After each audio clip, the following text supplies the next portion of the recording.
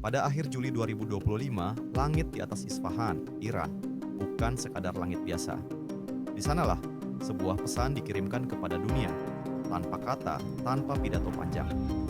Hanya roket, radar, dan sistem rudal paling mematikan di dunia yang mulai menyala. S-400 Triumph, buatan Rusia. Sistem ini bukan hanya sekadar senjata, ia adalah deklarasi bahwa Iran tak lagi sekadar bertahan, bahwa fase baru sedang dimulai, bahwa langit Teluk Persia kini bisa jadi lebih berbahaya daripada daratannya. Beberapa minggu sebelumnya, dunia sempat menahan napas. Serangan udara terkoordinasi dari Israel dan Amerika berhasil menembus pertahanan Iran. Situs nuklir di Isfahan digempur. Bukan hanya menghancurkan fasilitas, tapi juga harga diri. Bagi sebagian negara, ini cukup untuk duduk diam, merenung, tapi tidak bagi Iran. Mereka membaca serangan itu sebagai pesan dan membalasnya dengan pesan yang lebih keras. Aktivasi S-400 adalah jawabannya. Sistem yang selama ini dirumorkan disimpan diam-diam, kini dihidupkan di pusat pertahanan nuklir mereka sendiri. S-400 bukan sembarang alat. Ia bisa melacak hingga 80 target sekaligus. Menembak jatuh jet tempur siluman F-35, rudal jelajah, bahkan drone siluman dengan jangkauan tembak hingga 400 km.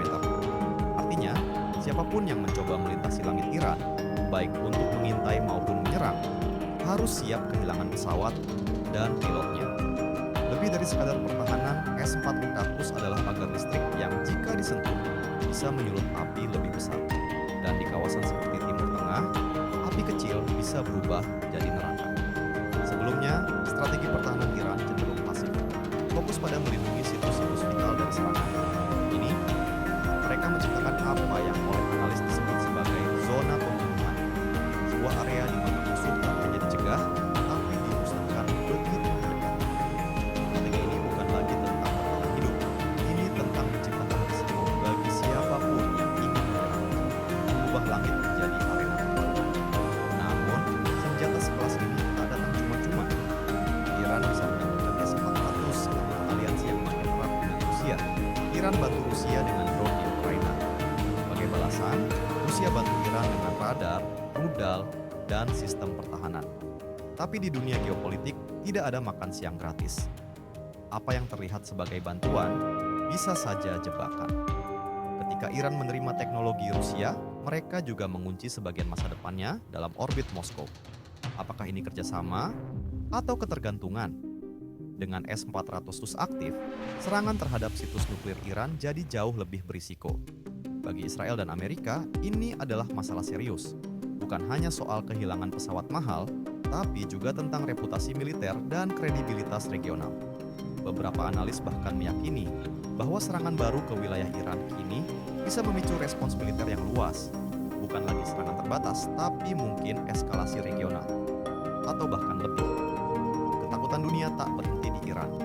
Ada potensi S-400 ini dipindahkan ke Suriah, Lebanon, atau digunakan untuk melindungi unit peluncur rudal jarak jauh Iran.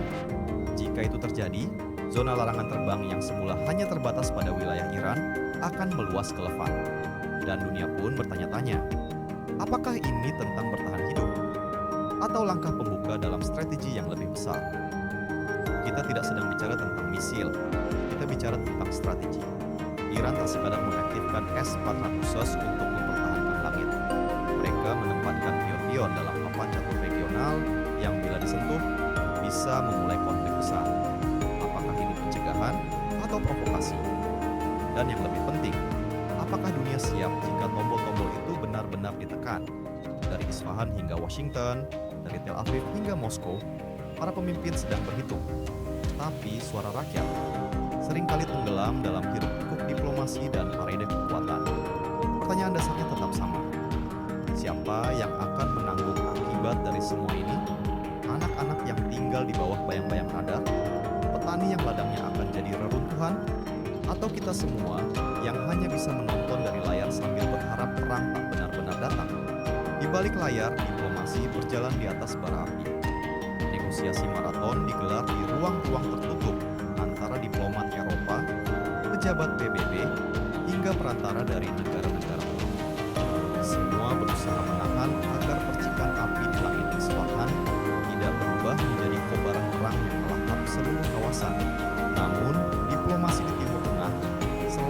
berjalan di atas jurang.